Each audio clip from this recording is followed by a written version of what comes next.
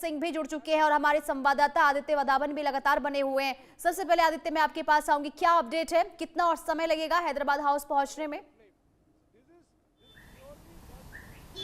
जी बिल्कुल प्रणीता, अगर आप देखेंगे तो अभी थोड़ी देर पहले ही जो है 10 मिनट पहले करीब रशियन प्रेसिडेंट व्लादिमीर पुतिन यहाँ से महात्मा गांधी जी को श्रद्धांजलि अर्पित करके यहाँ से निकले हैं। और अब कुछ ही समय में 11:10 अगले 10-15 मिनट में हैदराबाद हाउस किसी भी समय व्लादिमीर पुतिन पहुँच सकते हैं। काफ़ी वहाँ पूरा एक जैम पैक्ड शेड्यूल है, डिप्लोमेटिक एंगेजमेंट्स पूरे दिन रहेंगे आज। और हैदराबाद हाउस में कुछ MOUs बिजनेस डील्स होंगे और वहाँ कुछ प्रेस स्टेटमेंट्स भी इशू होने वाली हैं। तो एक पूरा हैदराबाद हाउस का पूरा जैम पैक शेड्यूल है। लगभग 2 बजे तक वहाँ रहेंगे व्लादिमीर पुतिन जो है हैदराबाद हाउस में। तो कई तमाम डिफेंस और ट्रेड के डोमेन्स में डील होने की पूरी संभावना है। फार्मा सेक्टर माने, टेक्नोलॉजिकल सेक्टर माने और अन्य तमाम सेक्टरों में काफ़ी ज़्यादा जो है डील्स होने की पूरी संभावना। और देखने वाली बात होगी। और फिर शाम में जब रहेंगे हैदराबाद हाउस जब पहुंचते हैं और वहीं पर सबकी निगाहें हैं कि आखिर वार्ता जो है द्विपक्षीय वो कब उसकी शुरुआत होती है। आप बने रहिए। करोड़ी सिंह हमारे साथ बने हुए विदेश मामलों की जानकार है। सर, बहुत स्वागत है आपका इंडिया न्यूज पर। किस तरीके से अब राष्ट्रपति पुतिन के इस दौरे को देखा जाए और अब तक जो तस्वीरें सामने आई है सर, उसे देखकर आपकी टिप्पणी? के साथ स्वागत सत्कार करना ये भारतीय संस्कृति है। भारत ने ट्रंप यहाँ आए थे, बड़ी शिद्दत के साथ स्वागत किया था। चीन के राष्ट्रपति यहाँ आए थे, स्वागत इसी प्रपोर्शन में किया था। दूसरे देशों के नेता आते हैं, चाहे छोटे देशों के हैं, भारत उनका स्वागत सत्कार में कसर नहीं छोड़ता है।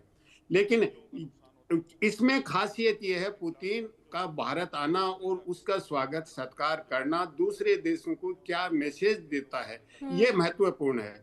आप अपने ही चैनल पे एक टेक चल रहा है, भारत रूस की दोस्ती, चीन पाकिस्तान पे भारी, भारत पाकिस्तान की यारी। तो मुझे लगता है कि इस वक्त तो अमेरिका पे तो यारी ये भारी पड़ रही है, चीन और पाकिस्तान पे कितनी भारी होगी ये तो भविष्य बताएगा। आज की स्थिति में मुझे नहीं लग रहा चीन पाकिस्तान पे कोई बहुत ज्यादा भारी होगी। हाँ, लेकिन अमेरिका पर आज निश्चित रूप से भारी है।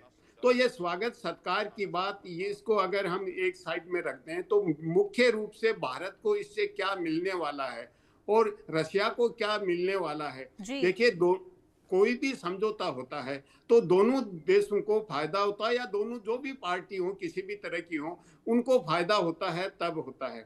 रशिया पुतिन का मॉस्को से फ्लाई करने से पहले ही वहां के प्रतिनिधि पास्कोव ने जर्नलिस्ट से बात करते हुए विशेष रूप से भारतीय मीडिया से ये कहा कि भारत और रशिया के बीच में अभी तक जो प्रिविलेज कॉम्प्रिहेंसिव स्ट्रेटेजिक पार्टनरशिप थी उसको हम नो लिमिट पार्टनरशिप में कन्वर्ट करना चाहते हैं। अब भारत पे डिपेंड करता है कि भारत किस तरह रेस्पॉन्ड करता है।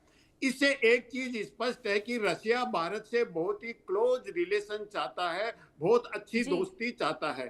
भारत का एटीट्यूड भी सकारात्मक है, भारत भी रशिया के साथ अच्छी दोस्ती चाहता है। सर, मैं आपके पास वापस लौट रही हूँ। जरा ये तस्वीर सामने आ रही है, हैदराबाद हाउस की तस्वीर आप देखिए। प्रधानमंत्री मोदी और राष्ट्रपति पुतिन हैदराबाद हाउस पहुंच चुके हैं और इसके बाद अब थोड़ी देर का और इंतजार, जब द्विपक्षीय वार्ता की भी शुरुआत हो जाएगी और इसी के साथ ही निगाहें कि आखिर क्या होता है। सर, अपनी बात पूरी कीजिए। देखिए, मैं ये कह रहा था कि भारत भी रशिया से अच्छी दोस्ती चाहता है, क्योंकि हमारा इतिहास का जो अनुभव है वो बहुत सकारात्मक है। और आज की अंतर्राष्ट्रीय जगत की जो परिस्थितियां हैं, एक तरह का विखंडित सा विश्व है, समुदाय है, कोई पोलराइज्ड नहीं है। तो इस विखंडन की स्थिति में भारत और रूस की दोस्ती होगी, वो भारत को भी फायदा करेगी, रूस को भी फायदा पहुंचाएगी और दुनिया के लिए भी अच्छी होगी। अब भारत क्या चाहता है, देखिए, भारत और रूस का हम ज्यादा मीडिया पे बात कर रहे हैं, डिफेंस एग्रीमेंट्स की कर रहे हैं, कुछ आर्थिक एग्रीमेंट्स की भी बातचीत कर रहे हैं। सबसे बड़ी जो समस्या है भारत के लिए वो ट्रेड डेफिसिट की है रशिया के साथ। उस ट्रेड डेफिसिट को कैसे बैलेंस किया जाए, तो डिफेंस एग्रीमेंट्स का जो जॉइंट प्रोडक्शन होगा वो जो भारत की एक प्रोनाउंस्ड पॉलिसी है मेक इन इंडिया, आत्मनिर्भर भारत, उसमें सहायक होगी। तो क्या दूसरे सेक्टर्स में भी कोई जॉइंट प्रोडक्शन होगा और वो जॉइंट प्रोडक्शन भारत में हो और भारत रशिया को भी एक्सपोर्ट करे और दुनिया के दूसरे देशों को भी एक्सपोर्ट करे? क्या इस तरह का कुछ एग्रीमेंट होता है? अगर वो होता है तो भारत के लिए बहुत ज्यादा फायदेमंद होगा और भारत की जो नीति है मेक इन इंडिया और आत्मनिर्भर भारत, उसको अच्छा समर्थन मिलेगा। तो ये तो भविष्य बताएगा। दूसरा, व्यापार का जो एक्सचेंज है, कुल मिलाकर देखिए क्योंकि ट्रेड कैसे आगे बढ़े इस पर भी फोकस रहने वाला है। ठीक है सर, मैं आपके पास वापस लौटती हूँ। हमारे संवाददाता आनंद सिंह अब राष्ट्रपति भवन के पास से लाइव जुड़ चुके हैं। आनंद, देखिए तस्वीर सामने आई, आप हैदराबाद हाउस पहुंच चुके हैं राष्ट्रपति पुतिन और प्रधानमंत्री नरेंद्र मोदी, और बस कुछ मिनटों का इंतजार जब द्विपक्षीय वार्ता की शुरुआत हो जाएगी।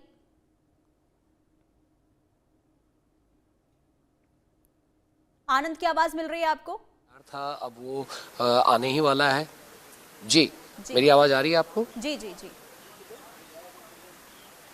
आज जिस तरीके से प्रधानमंत्री नरेंद्र मोदी और रूस के राष्ट्रपति व्लादिमीर पुतिन अब आ चुके हैं हैदराबाद हाउस, उससे पहले हमने देखा आखिर किस तरीके से राष्ट्रपति पुतिन यहाँ राष्ट्रपति भवन भी आए थे। यहाँ सेरेमोनियल गार्ड ऑफ ऑनर उनको दिया गया था।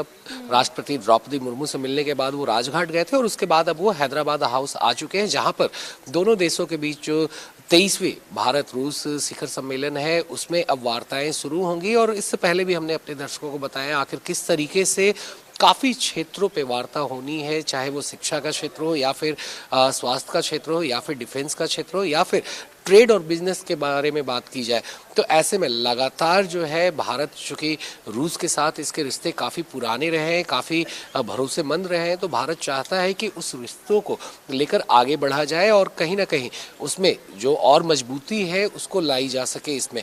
तो कहीं ना कहीं सीधे तौर पे जो आज की द्विपक्षीय वार्ता होगी तो इसमें काफ़ी डील्स सामने आएंगे, काफ़ी एमओयूज साइन होंगे और उन एमओयूज में हम काफ़ी खास तौर पे बात करें तो आखिर किस तरीके से भारत रूस के बीच में जो एक बड़ा ट्रेड डिफिसिट है उसको कैसे भरा जाए, फिर भारत से करीब जो स्किल्ड लेबर फोर्स है उनको, उनके लिए रूस अपने यहाँ मार्केट को ओपन करेगा, वो लोगों को यहाँ से वहाँ आने देगा और लोग वहाँ जाकर काम कर सकेंगे। तो ये सारी तमाम चीज़ें इस द्विपक्षीय वार्ता में आएंगी।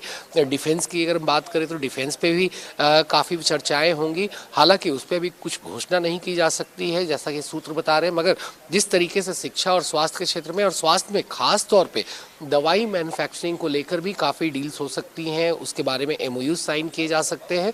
तो ये सारी तमाम बड़ी चीज़ें इस पूरे द्विपक्षीय वार्ता में होने की उम्मीद है। जी ठीक है, बिल्कुल आनंद, मैं आपके पास वापस लौटूंगी। हमारे साथ करोरी सिंह विदेश मामलों के जानकार भी जुड़े हुए हैं। सर, मैं आपके पास एक बार फिर आऊंगी क्योंकि देखिए अब ट्रेड का आप जिक्र कर रहे थे कि ट्रेड पर भी पूरा फोकस इस बार रह सकता है, लेकिन रूस ने अब रूस की तरफ से देखिए ये भी कहा गया है कि 2030 तक $100 अरब का व्यापार जो है अब इस दिशा में भी काम किया जाए। और ऐसे में ये आखिर कैसे संभव हो पाएगा, ये सवाल इसलिए क्योंकि देखिए जब अमेरिका ने दबाव बनाया भारत के ऊपर, इसके बाद तेल खरीदारी में हमने कमी जरूर देखी भारत की ओर से। तो क्या ऐसे में जो ये लक्ष्य रखा गया है 2030 तक $100 अरब के लक्ष्य को हासिल करना, ये क्या आसान हो पाएगा रूस के लिए?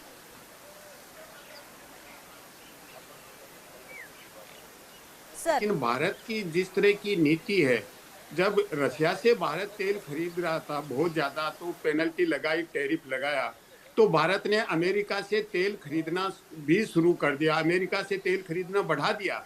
लेकिन फिर भी अमेरिका संतुष्ट नहीं रहा। भारत का दृष्टिकोण ये है कि सभी देशों से सौहार्दपूर्ण संबंध रखें, अमेरिका से भी सौहार्दपूर्ण संबंध रखें। लेकिन अब जो ट्रेड होगा रशिया और इंडिया के बीच में, वो डॉलर को बाईपास करके होगा। तो अमेरिका को अभी कोई ज्यादा खतरा डिफेंस एग्रीमेंट से नहीं है, क्योंकि अमेरिका की डिफेंस को इंडिया कभी भी कोई चुनौती नहीं बनेगा आने वाले 50 साल में भी। लेकिन डॉलर को बाईपास करके जो ट्रेड करेंगे, ये अमेरिका के लिए बहुत बड़ी चुनौती है। तो अमेरिका अभी भी भारत पे दबाव बनाएगा कि रशिया के साथ गहरे संबंध न हो, आर्थिक गहराइयां न हो, लेकिन भारत के और रशिया के दोनों के हित में है। इसलिए भारत क्या एक्सपोर्ट कर सकता है, ये रशिया ने पिछले कई महीनों से कहा है कि रशिया भारत के साथ व्यापार बढ़ाना चाहता है, भारत से अपना इंपोर्ट बढ़ाना चाहता है। ये रशिया पहले अपना इंटेंशन डिक्लेयर कर चुका है। जी। अब भारत से रशिया क्या क्या ले सकता है? देखिए, भारत से रशिया जो लेगा, एक तो मैन पावर है, जिसका ऑलरेडी मीडिया में रिपोर्टिंग आ रहा है कि 10 लाख के करीब मैन पावर रशिया भारत से लेगा, स्किल्ड और अनस्किल्ड। इसके अलावा जो हार्ड इकोनॉमी है, जिसको हम बेसिक इकोनॉमी कहते हैं, एग्रीकल्चरल प्रोडक्ट्स और मैन्युफैक्चरिंग में क्या ले सकता है, और उसके लिए रशिया और भारत अगर जॉइंट वेंचर इंडिया में लगाते हैं फैक्ट्री, और उसमें जो मैन्युफैक्चरिंग होता है वो रशिया में बढ़ता है, तो आने वाले मुझे लगता है कि 5 साल में ट्रेड एक संतुलन की तरफ जाएगा। पूरा संतुलन तो तत्काल नहीं होगा, लेकिन जो ट्रेड बैलेंस इंडिया के फेवर में नहीं है, वो एक संतुलन की तरफ जाएगा। तो हो सकता है कि 100 बिलियन नहीं पहुंचे, लेकिन 90 बिलियन 80 बिलियन भी पहुंचता है तो वो बहुत बड़ी उपलब्धि होगी, और मेरे ख्याल से उस दिशा में कदम उठाएंगे, क्योंकि रशिया को इस समय बहुत सी चीजों की जरूरत है, एग्रीकल्चर एग्रो प्रोडक्ट्स का भी और इंडस्ट्रियल मैन्युफैक्चरिंग प्रोडक्ट्स को भी। तो निश्चित रूप से भारत का ट्रेड बढ़ेगा रशिया के साथ, और व्यापार अपनी करेंसी में होगा, ये और भी ज्यादा भारत के लिए अच्छा होगा। तो इसीलिए रशिया ये भी चाहता है कि चीन और भारत और इंडिया मिलकर तीनों एक तरह का संगठन बनाए, जो रिक नाम की मैकेनिज्म है उसको मजबूत करने का भी रशिया संकेत दे रहा है। तो अगर तीनों का अपनी अपनी करेंसी में व्यापार होगा तो और ज्यादा संतुलन की संभावना हो जाएगी। तो आगे क्या कदम उठाते हैं वो तो अभी एग्रीमेंट कौन कौन से होते हैं, लेकिन निश्चित रूप से सर, मैं दोनों आपके तरफ पास लौट रही हूँ, जरा ये तस्वीरें हम दिखा देते हैं। ये हैदराबाद हाउस की तस्वीर है जहां पहुंच चुके हैं राष्ट्रपति पुतिन और प्रधानमंत्री मोदी, और इसके बाद कुछ और मिनटों का इंतजार, जब वार्ता जो है वो शुरू हो जाएगी। और ये मुलाकात, ये अहम, जिससे लेकर देखिए कई तरह से टिप्पणियां भी हो रही है, कई विशेषज्ञों के अपने अपने राय हैं कि डिफेंस सेक्टर को मजबूत करने की दिशा में कदम उठाया जाएगा, व्यापार की दिशा में कदम उठाया जाएगा, ऊर्जा के क्षेत्र में कदम उठाया जा सकता है, लेकिन संबंध आखिर किस तरीके से मजबूत हो, इसे लेकर भारत और रूस की तरफ से आज क्या अब बातचीत होती है। क्योंकि देखिए ये जो वार्ता है, द्विपक्षीय वार्ता, वो तकरीबन 2 घंटे तक चलने वाली है, और इन 2 घंटों में आखिर दोनों ही देशों के बीच में, दोनों ही महाशक्तियों के बीच में किस तरीके से क्या चीजें होती हैं, क्या वार्ता होती हैं, इसे लेकर ही लगातार चर्चाओं का दौर लगातार देखने को मिल रहा है। लेकिन अगर हम बात करें दोनों के रिश्तों की, देखिए दोनों के रिश्ते जो हैं काफी मजबूत जरूर रहे हैं, लेकिन आज मजबूती और कैसे आगे बढ़ती है ये भी देखना होगा। आदित्य, क्या जानकारी मिल रही है, क्या वार्ता शुरू हो चुकी है? जी बिल्कुल, अगर आप देखें पुनीता, तो काफ़ी अभी कुछ ही समय में वार्ता वहाँ हैदराबाद हाउस में शुरू होने वाली है, पूरी संभावना है, और पूरी प्रेस स्टेटमेंट्स इशू होंगी हैदराबाद हाउस में, कुछ बिजनेस में MOUs भी साइन होंगे। तो पूरा एक जैम पैक्ड शेड्यूल है हैदराबाद हाउस में। दोनों ही रशियन डेलीगेशन वहाँ ऑलरेडी पहुँच चुकी है, राष्ट्रपति व्लादिमीर पुतिन के साथ रशियन। तो कहीं ना कहीं काफ़ी जो है अहम बिजनेस डील्स, बहुत इंपॉर्टेंट MOUs डिफेंस और ट्रेड के उसमें साइन होने वाले हैं। वहाँ हम शॉर्टली देखेंगे प्रेस स्टेटमेंट्स भी इशू होंगी। तो तमाम ऐसी चीज़ें हैं जिससे दोनों के लिए एक लाभकारी होगा।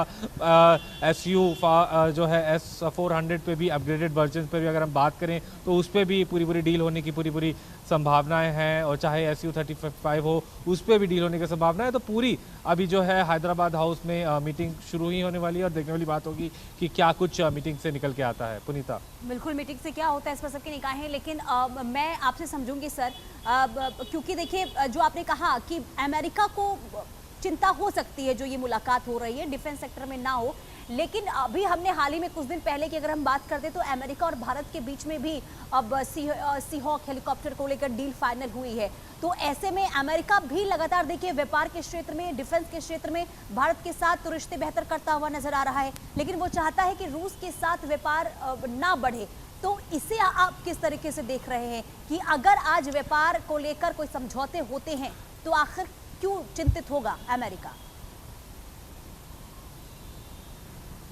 देखिए पुनीता, अगर यहाँ पर 2 फैक्टर हैं, क्योंकि अमेरिका में भी एक बहुत बड़े डिफेंस मैन्युफैक्चरर्स हैं, वो भी चाहते हैं कि उनकी भी सेल्स ज़्यादा से ज़्यादा सेल्स हो। ठीक है आदित्य, आप बने रहिए। मेघा हमारे साथ हैदराबाद हाउस से लाइव जुड़ चुकी है। मेघा, क्या जानकारी आपको मिल रही है? कितना और इंतजार होगा जब द्विपक्षीय वार्ता की शुरुआत हो जाएगी? क्या अपडेट है वहां से? जी, इस समय प्राइम मिनिस्टर नरेंद्र मोदी और प्रेसिडेंट पुतिन हैदराबाद हाउस के अंदर जा चुके हैं। यहाँ पे बायलैटरल मीटिंग का दौर शुरू हो चुका है।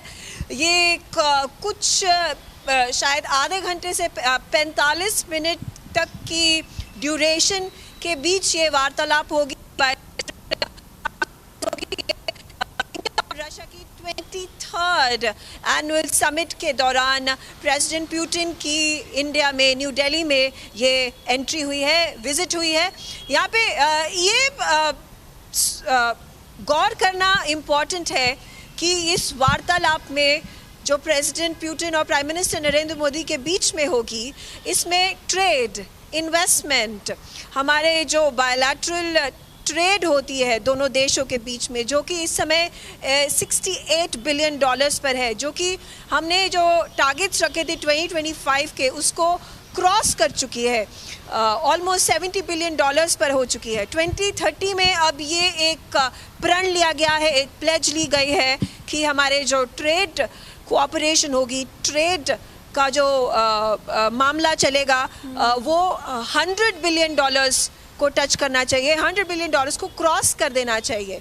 और उसी के दौरान ये जो सारी बिजनेस डेलीगेशंस प्रेसिडेंट पुतिन अपने साथ लाए हैं, उनकी बातचीत हुई है बिजनेस टू बिजनेस लेवल पर। बिल्कुल मेघा, और इसलिए कहा जा रहा है कि जी बिल्कुल मेघा, और इसलिए ये कहा जा रहा है कि इस बार डिफेंस सेक्टर के साथ साथ पूरा फोकस जो है, सबसे ज़्यादा फोकस जो है वो ट्रेड सेक्टर में ही रहने वाला है। करोरी सर, क्योंकि देखिए एक बड़ा डेलीगेशन अब आया है, रूस से हम बात करते हैं, रूस से पुतिन के साथ आया है, तो ऐसे में किस तरीके से हम देख रहे हैं, किस तरीके से हम समझ रहे हैं कि क्या वाकई में इस बार डिफेंस सेक्टर के अलावा सबसे ज़्यादा पूरा फोकस ट्रेड पर रहने वाला है, व्यापार को कैसे, क्योंकि अब जो लक्ष्य रूस की तरफ से लिया गया है? देखिए, इसके दो कारण हैं। एक तो यह है कि रशिया पे यूक्रेन जो क्राइसिस आया, उसके बाद यूरोप ने, वेस्टर्न कंट्रीज ने बहुत ज़्यादा सैंक्शंस लगा दिए, और उस सैंक्शन से रशिया की अर्थव्यवस्था बहुत कमज़ोर हो गई है। रशिया ने अपनी अर्थव्यवस्था सस्ते में चीन और भारत जैसे देशों को ऑयल बेच के संभालने की कोशिश की, तो काफ़ी सीमा तक अर्थव्यवस्था को संभाल लिया, लेकिन केवल तेल से पूरी अर्थव्यवस्था नहीं संभलती है। मैन्युफैक्चर्ड गुड्स चाहिए, एग्रीकल्चरल प्रोडक्ट चाहिए, वहाँ की जनता को सुविधाएं प्रदान करनी है।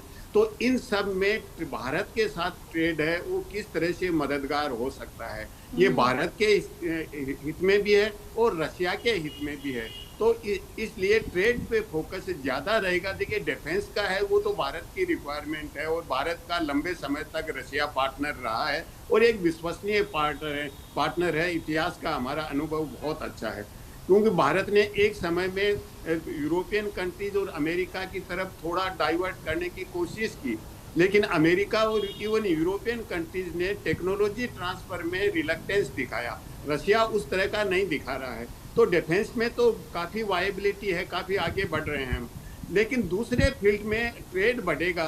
तो ट्रेड के लिए, जैसा मैंने पहले भी कहा कि जॉइंट मैन्युफैक्चरिंग रशिया के साथ भारत प्रयास करेगा, रशिया के इंटरेस्ट में भी है, तो उससे फिर ट्रेड बढ़ेगा और ट्रेड बढ़ेगा। ठीक है सर, मैं आपके पास वापस लौट रही हूँ। बड़ी खबर बता दें, प्रधानमंत्री मोदी और पुतिन के बीच द्विपक्षीय वार्ता शुरू हो चुकी है। हैदराबाद हाउस में द्विपक्षीय वार्ता जारी है। मीटिंग में कई अहम मुद्दों पर चर्चा, रक्षा, व्यापार, ऊर्जा जैसे क्षेत्रों में अहम समझौते संभव है।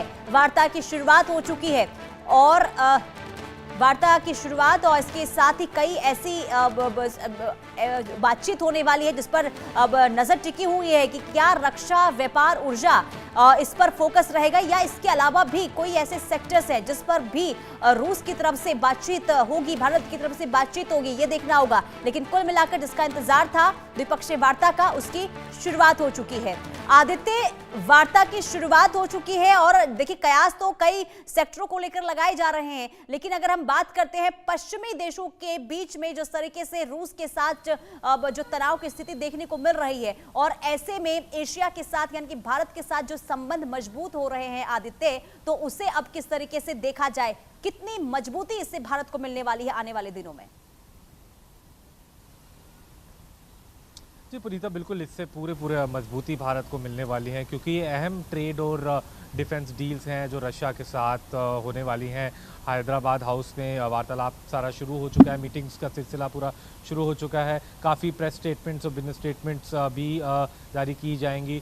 कहीं ना कहीं बहुत एक विन विन दोनों ही देशों के लिए, भारत और रूस का अगर माने तो दोनों के लिए ये लाभकारी डील्स रहेंगी। चाहे हम SF 400 की बात करें या अन्य तमाम डिफेंस डील्स की बात करें, फार्मा सेक्टर की बात करें या टेक्नोलॉजिकल सेक्टर की बात करें।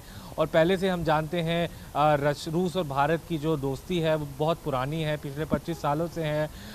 एक टाइम ट्रस्टेड एलाय है रूस भारत का, तो कहीं ना कहीं बहुत इससे लाभकारी जो है मिलिट्री प्रोविस मिलेगी भारतीय सेना को। जितने भी डिफेंस इक्विपमेंट रशिया से मिलेंगे, क्योंकि डिफेंस में काफ़ी सारी डील्स होनी है। ट्रेड की अगर हम बात करें, सबसे ज़रूरी जो अहम ट्रेड के गौर करने वाली बात यह है कि फ्री ट्रेड अग्रीमेंट जो रशिया के साथ आगे होगा, ये बहुत अहम होगा, क्योंकि हम जानते हैं कि अमेरिका ने 50% टैरिफ लगा रखे हैं भारत पे। तो कहीं ना कहीं ये अहम डील्स हैं। और अगर हम वेस्टर्न यूरोप की बात करें तो कहीं ना कहीं उनका रशिया के साथ जो है अभी तनाव चल रहा है, क्योंकि हम रशिया यूक्रेन का वॉर देख। आनंद, देखिए द्विपक्षीय वार्ता शुरुआत हो चुकी है, कितने मिनटों तक ये जो वार्ता है वो चलेगी? हाँ जी, देखिए करीब 2 घंटे ये द्विपक्षीय वार्ता चलने वाली है, चूँकि जिस तरीके से राष्ट्रपति पुतिन आ चुके हैं अब हैदराबाद हाउस और वहीं पे प्रधानमंत्री नरेंद्र मोदी की भी मौजूदगी है। तो ऐसे में जो ये 23वां भारत रूस शिखर सम्मेलन है, तो वहाँ पर इन 2 देशों के बीच में करीब 20 MOUs साइन होनी है। और ये सारे के सारे 20 MOUs हैं जो काफ़ी महत्वपूर्ण है, क्योंकि जिस तरीके से देखा जाए भारत की जो ट्रेड डिफिसिट है रशिया के साथ में, तो भारत चाहेगा कि उसको पूरा किया जा सके। जिस तरीके से रूस पे काफ़ी प्रतिबंध लगे चुके हैं यूरोपियन यूनियन के अंदर में या फिर वेस्टर्न कंट्रीज में, तो रूस भी चाहता है कि किस तरीके से आखिर भारत से वो काफ़ी चीज़ों को निर्यात कर सके, ताकि उनके ऊपर जो एक तरह से मैन्युफैक्चरिंग का एक संकट जो आया हुआ है उसको वो दूर कर सके। तो उसके लिए वो भारत की तरफ देख रहा है। तो ये भारत के लिए भी काफ़ी अच्छा मौका है कि उसमें वो बयान सामने आया और ये कहा गया कि आपने दूरदर्शी नेता की भूमिका निभाई। 25 साल पहले ये यात्रा शुरू हुई थी और इसके साथ ही हम आपको शांति के रास्ते पर हमें चलना है, शांति के हर प्रयासों का समर्थन करना है। प्रधानमंत्री मोदी की तरफ से ये स्टेटमेंट। और सर मैं आपके पास आऊंगी करोरी सर, क्योंकि जब ये स्टेटमेंट सामने आता है तो इससे क्या समझा जाए, यानी कि शांति वार्ता को लेकर लगातार प्रधानमंत्री नरेंद्र मोदी की तरफ से पहल की गई है, खास करके रूस और यूक्रेन की जंग जो हुई है। तो ऐसे में क्या माना जाए कि आज इसे लेकर भी एक अहम और एक बड़ी बातचीत हो सकती है जंग को लेकर? देखिए, ऐसा है कि भारत का एक क्लियर कट पॉलिसी आज से नहीं हमेशा से भारत ये चाहता है कि दुनिया में कहीं भी 2 देशों या देशों के समूह के बीच में कोई मुद्दे हों तो उनको कूटनीति और संवाद से सुलझाया जाए, वार की कंडीशन नहीं बननी चाहिए। ये भारत की क्लियर कट पॉलिसी है।